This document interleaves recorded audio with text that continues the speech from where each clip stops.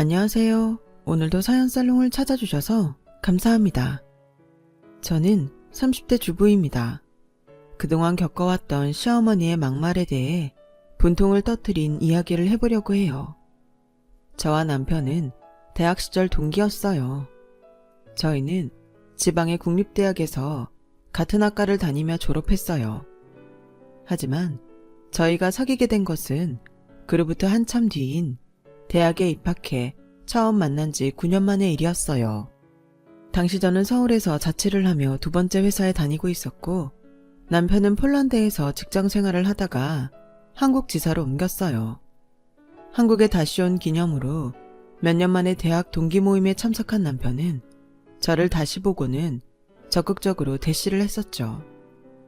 그때 저는 매일 밤 10시, 11시까지 이어지는 야근에 지쳐 있었는데 몇 번의 연애가 실패로 끝나 의기소침한 상태였었죠. 그래서인지 말 잘 통하던 편한 대학 동기의 관심이 싫지 않았습니다. 그렇게 저희는 사귀는 사이가 되어 퇴근 후 맥주 한 캔 마시고 야경이 반짝이는 낙산공원 성곽길이며 창경궁을 거닐고 다녔었죠. 그와 함께 걷는 따뜻한 봄날의 벚꽃이 휘날리는 여의도 한강공원은 여느 때와 다르게 느껴졌어요. 저는 자주 그에게 전화를 걸어 회사 생활의 고초를 토로했고, 그가 서울로 올라와 데이트하는 주말을 기다리게 되었어요.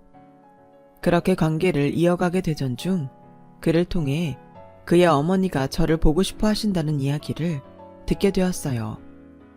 우리 엄마는 절대 간섭 안 하는 분이야. 나 부산에서 대학 다니는 7, 8년 동안 우리 엄마 한 번도 안 오셨어. 반찬 한 번 보내준 적도 없다니까.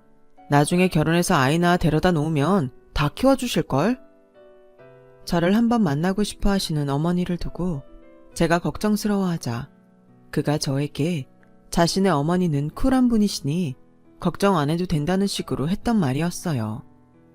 이전에 연애에서 전 남친들의 어머니는 여자친구인 저를 한번 만나보시고는 아직 결혼할 사이도 아닌데 마치 며느리 대하듯 하셔서 부담스러웠던 기억들이 있었거든요.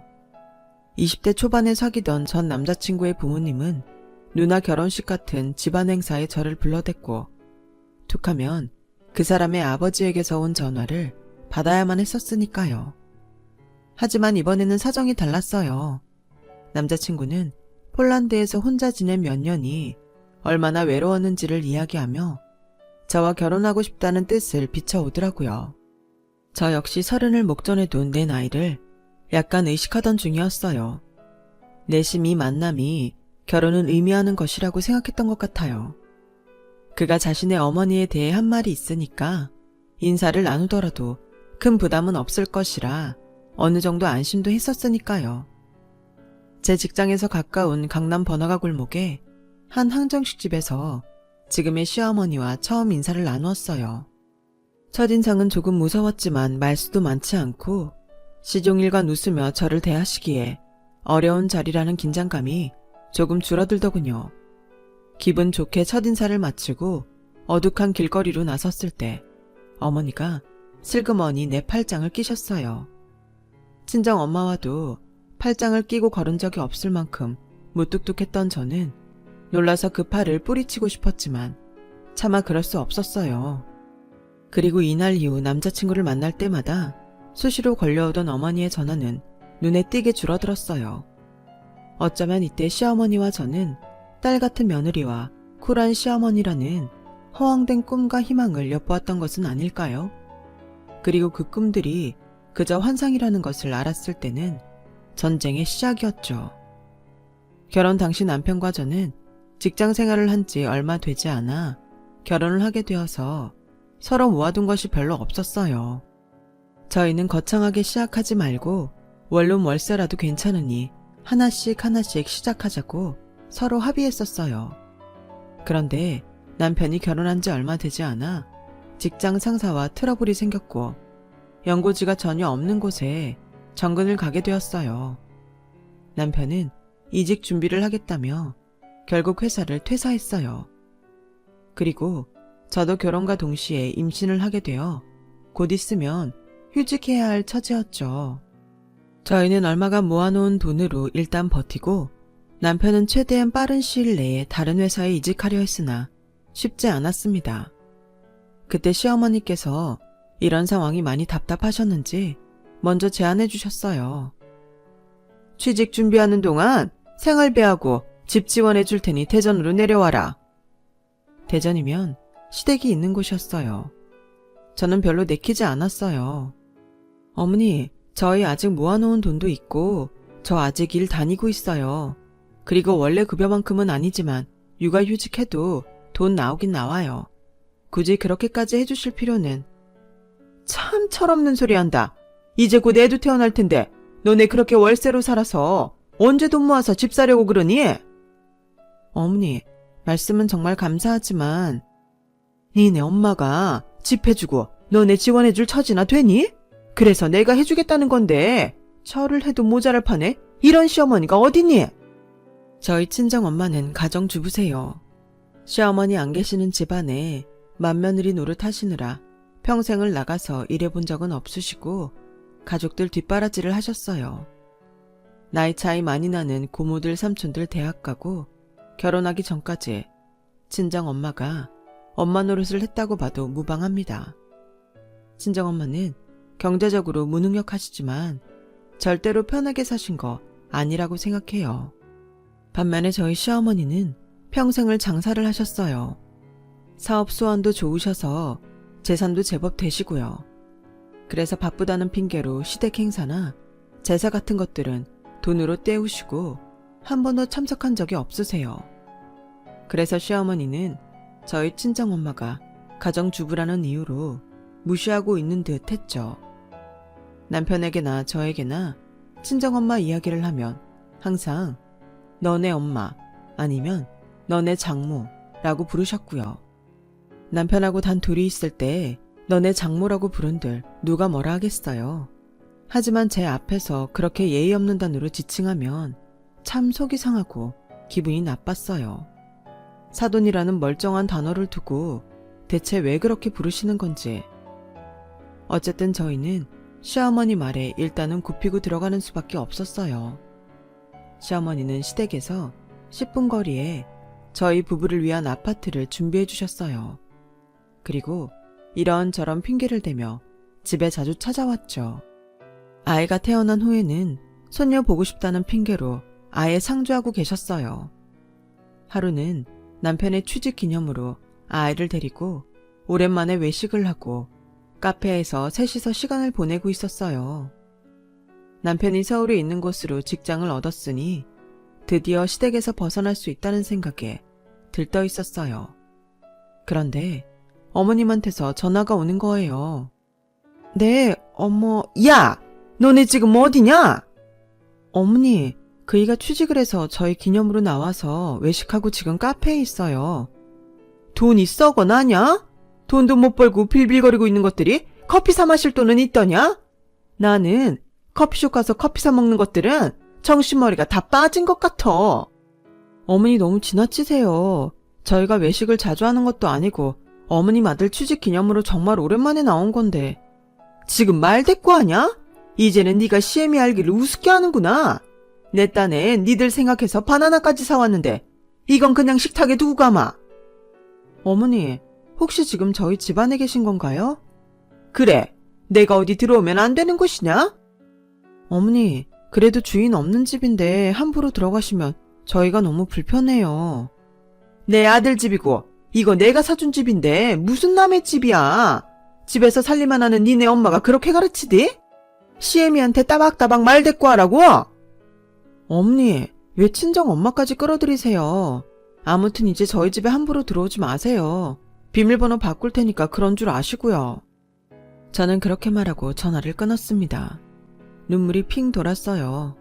어머니는 저희가 외출한 하필 그때 바나나 한 송이를 주려고 집에 들르셨다가 우리가 없자 화가 나서 전화하신 거였어요.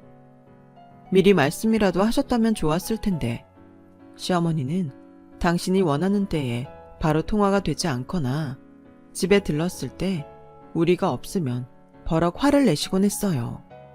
제가 전화를 끊고도 한동안 분을 삭히지 못해 씩씩대자 남편은 옆에서 눈치를 보며 말했어요. 엄마가 좀 심하긴 한데 그래도 그 집 엄마가 해준 건데 들어오지 말라는 건 너무하다. 그게 할 소리야? 여기 살면서 어머님 아버님 허구한 날 집으로 오셔서 살림이니 애 육아하는 것부터 간섭하지 않은 게 없으셨어. 우리 지원해 주셨다고 해서 우리 사생활까지 침해하실 권리는 없는 거야. 전 이제 집 비밀번호를 사이에 둔 시어머님과의 전쟁을 대비하고 있었지만 다행스럽게도 남편의 서울 발령이 확정되면서 저희는 자연스레 시댁에서 멀어졌어요. 하지만 어머님의 연락에서는 벗어날 수 없었어요. 하루에 2번은 안부 전화를 꼭 드려야 했고 일주일에 2번, 저녁 때는 손녀가 잘 자라고 있는지 확인하는 영상통화를 해야 했어요. 거리는 멀어졌지만 시어머님한테서 완전히 벗어나지는 못한 거죠. 아이가 하루가 다르게 커갈수록 시어머님은 둘째는 언제 가질 거냐며 성화하셨어요. 야, 이번에 내 친구 며느리는 둘째를 낳았는데 아들이라더라. 너도 하나 가져야 하지 않겠니? 우리 집안 씨를 이을 아들 하나 정도는 낳아야 하지 않겠어? 그리고 주희한테도 남동생이 생기면 얼마나 좋겠냐? 어머니, 저 주희 가졌을 때 입덧 때문에 고생 심하게 한 거 아시잖아요.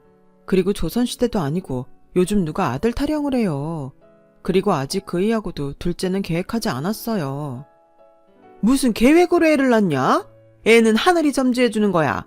야, 그리고 내가 이번에 첨깨를 봤는데 너 둘째 안 낳으면 남편이 밖에서 둘째를 만들어 올 거란다. 넌 그러면 좋겠냐? 어머니는 어디서 돌팔이의 점괘를 듣고 저에게 진지하게 말씀하시는데 저는 도대체 이런 말을 내가 왜 듣고 있어야 하는지 화가 치밀었어요. 그동안 시어머니가 아무리 속을 긁는 말을 해도 대부분 참고 잘 넘겼지만 이번만은 시어머니고 뭐고 눈에 보이지 않았어요. 결국 저도 한마디 내뱉고 전화를 끊었어요. 누가 어머니한테 아버님이 밖에서 애 낳아올 거라고 하면 좋으시겠어요? 하지만 화는 도통 가라앉질 않아 퇴근한 남편을 붙잡고 쏟아부었어요. 낮에 이미 문자로 상황 설명을 했고 너무 속상했었다고 말한 뒤였기 때문에 저는 남편이 저에게 따뜻하게 위로해 줄 것을 기대했어요. 하지만 예상은 빗나가고 남편은 미안한 기색보다는 오히려 예민한 태도를 보였어요. 내가 낮에 엄마한테 전화해서 한마디 했어. 왜 애 엄마한테 그런 말을 하냐고 얘기했으니까 다시는 그런 일 없을 거야. 그러니까 그런 걸로 사람 좀 그만 볶아. 나도 중간에서 지친다. 어머니한테 그렇게 말했다고? 이 사람아, 우리 이미 결혼 4년 차야.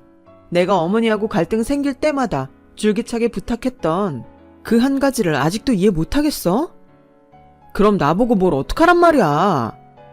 내가 화나는 걸 나 대신해서 어머니한테 큰소리치고 화내는 게 해결법이 되지 않는다고 얘기했잖아. 그건 오히려 갈등을 더 크게 만드는 것 뿐이라고. 저는 그 이후로 시어머니한테 제대로 찍혔습니다. 아들하고 엄마 사이를 이간질하는 며느리로 말이에요. 하지만 별다른 부름이 없으셨어요. 저에게 연락을 하는 횟수도 줄고 대전에 언제 내려올 거냐 이런 잔소리도 없으시길래 저는 그렇게 조용히 넘어가나 했죠.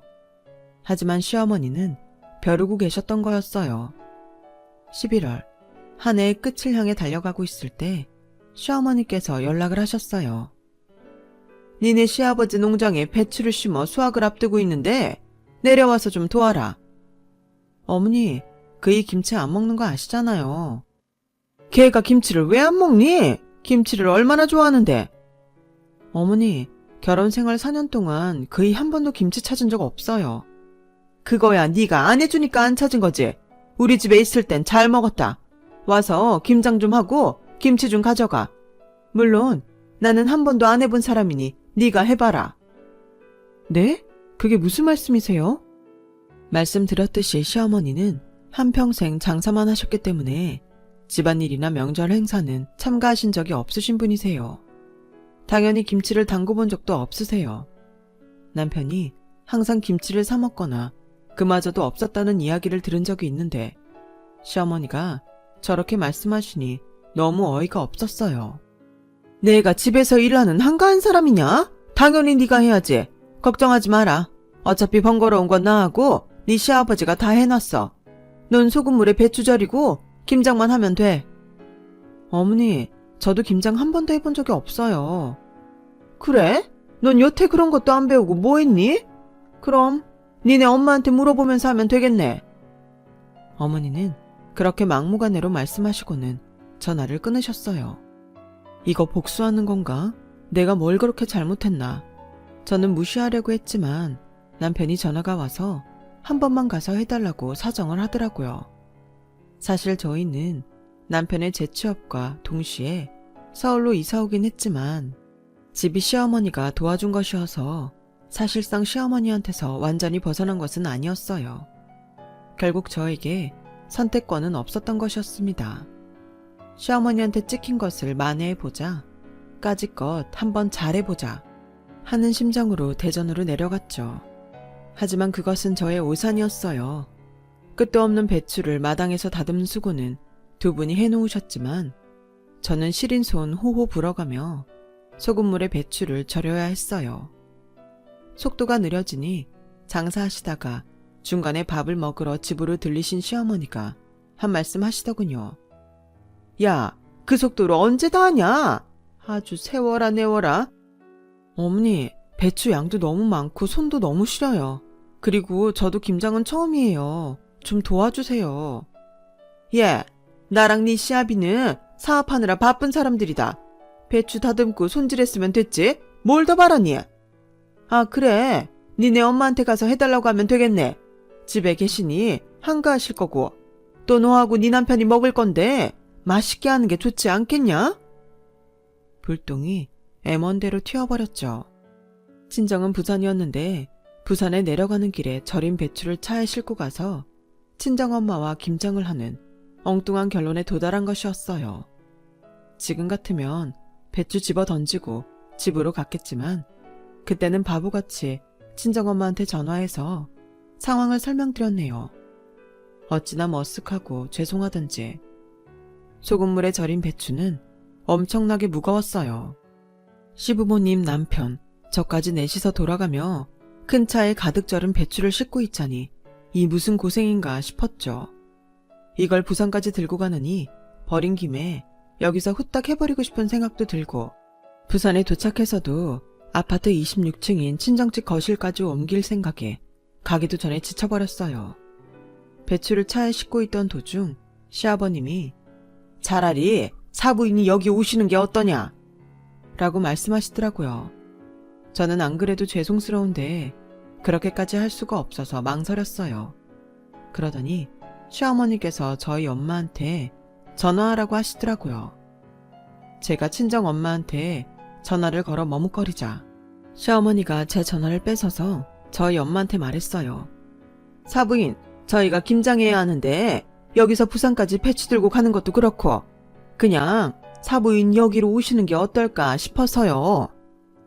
저희 엄마 무릎이 안 좋으세요. 그냥 저희가 하는 게 아니, 사부인, 아무리 무릎이 안 좋으셔도 부산에서 대전까지 걸어오시는 겁니까? 차 타고 오시는 거지 않습니까? 사위하고 딸이 먹을 김치인데 못 도와줄 것도 없지 않아요? 저는 시어머니의 그 행동에 너무 화가 났지만 저에게 전화를 건넨 시어머니에 의해서 엄마가 저에게 전화로 말씀하셨어요. 네가 참아라, 국하마. 엄마의 딸 가진 죄인. 그래서 내가 귀염받는다면 하는 심정이 반영되어 어쨌든 김장은 성공적으로 마쳤어요. 친정집과 시댁까지 그의 김장을 해결했으니 친정엄마께 감사한 일이었죠. 이 모든 과정에서 엄마와 제가 마음을 다쳤다는 점만 빼면 말이에요. 그해 겨울, 배추는 대전에서 부산으로, 일부는 저희 부부가 살고 있는 서울집으로 전국 일주를 하게 된 거죠. 친정엄마가 올라오셔서 김장을 담그라는 말은 당연하게도 시부모 먹을 것도 해오라는 뜻이었어요. 저희 친정엄마는 딸이 남편과 함께 서울에서 새 출발하는데 경제적 보탬을 못 주었다는 이유로 시부모님이 바쁘시다는 이유로 사돈네 김장을 해주시고 그것도 모자라 이사했을 때 서울로 따라와 이사 정리까지 도와주셨어요. 돈으로 못 보태주는 대신 몸으로 떼온 것이었죠. 이런 식으로 짜증나고 슬픈 결론에 도달하는 사건들이 종종 있었고, 그때마다 저는 친정이 가난해서 물질적으로는 도움이 되지 못하니까, 또는 우리 엄마는 돈 안 버는 주부니까, 또는 내가 맞벌이 안 하고 육아만 하고 있으니까 등의 이유로 스스로 작아져야만 했고, 자존감은 나날이 떨어졌어요.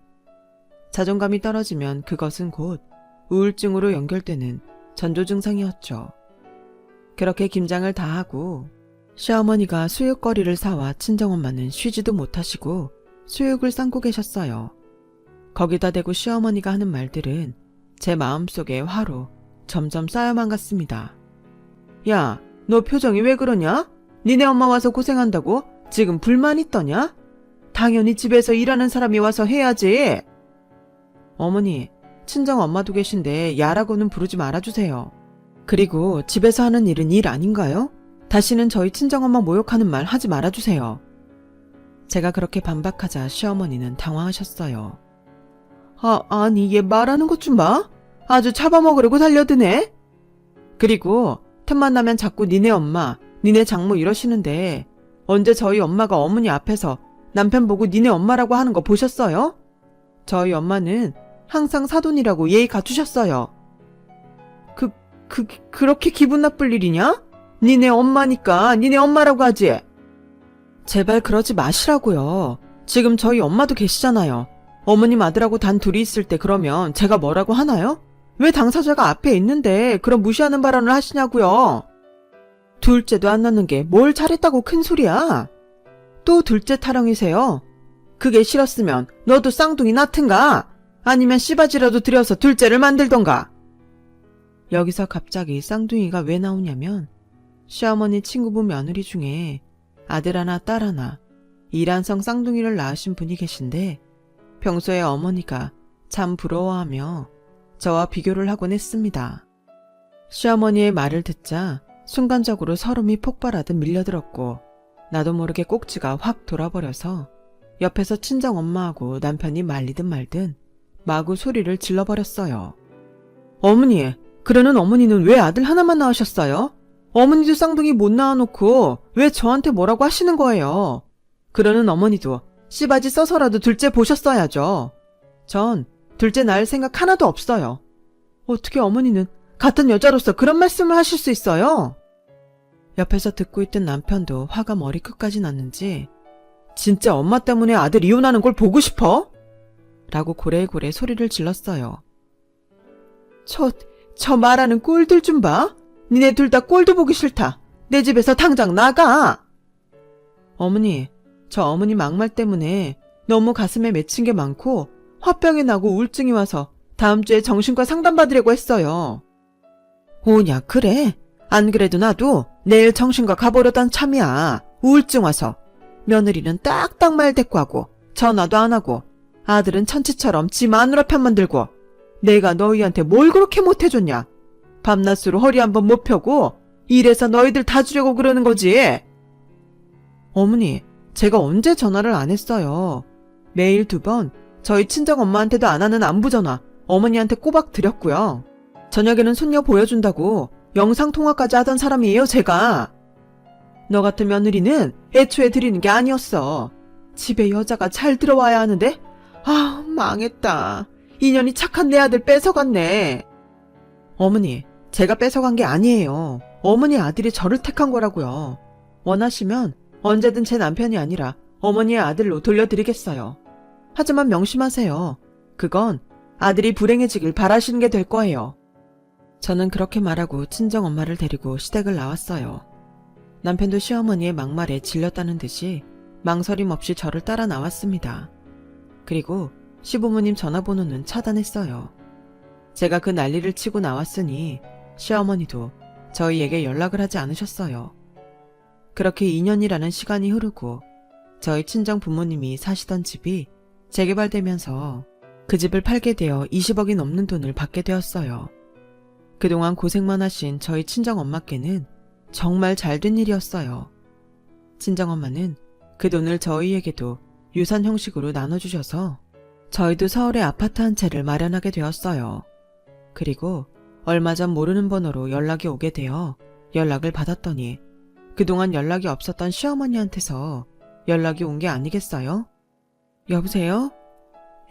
애미야, 나다. 아, 어머님이 어쩐 일이세요? 너희 아니, 사돈 소식은 들었다. 축하한다고 전해주렴. 아, 네. 어머님은 잘 지내시죠? 그게 말이다. 내가 지인을 믿고 주식 투자를 하다가 돈을 다 말아먹었어.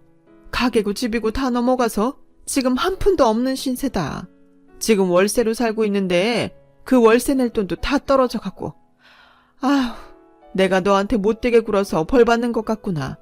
염치 없지만 전세 얻을 돈이라도 해줄 수 없겠니? 내가 무릎이라도 꿇으라고 하면 꿇으마. 어머니, 그럴 필요 없어요. 제가 원하는 건 저희 엄마 저한테 미안하다는 사과 한마디였으니까요. 그래, 사돈한테도 내가 정말 못할 짓 했다. 면목이 없구나. 처음에는 무시할 생각이었지만 어머니가 진심으로 사과하시는 게 느껴져서 저는 남편과 상의해서 시어머니께 빌라 전셋집을 마련해 주었어요. 시어머님도 예전과는 완전히 달라지셨습니다. 저희 친정과 저를 무시하거나 막말하지 않으세요. 오히려 사돈께 잘하려고 노력하면서 살고 계신답니다. 가족이라는 게 뭘까요? 저는 서로 보듬어주면서 이 험한 세상 따뜻하게 같이 살아가는 게 가족인 것 같은데요. 저희 어머니도 그걸 진심으로 느끼셨겠죠? 제 사연은 여기까지입니다. 긴 사연 들어주셔서 감사합니다. 다들 건강하시고 행복한 날들 보내세요. 여러분, 사연 댓글에 응원과 현명한 조언 부탁드려요. 좋아요와 구독은 저에게 큰 힘이 됩니다. 오늘도 좋은 일 가득하세요.